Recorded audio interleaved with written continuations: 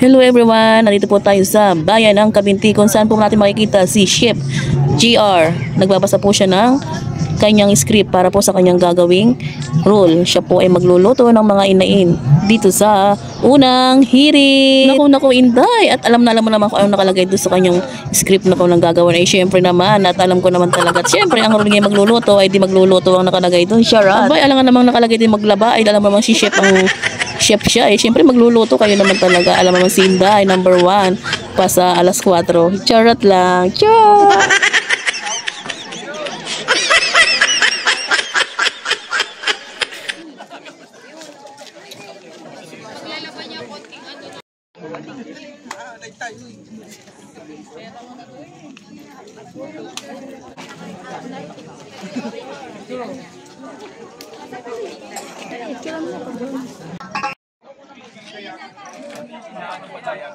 Yung live.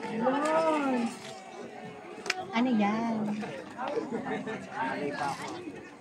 Gusto Ate Chloe na tumbling? Ganun na lang ang palayo. Ate Chloe,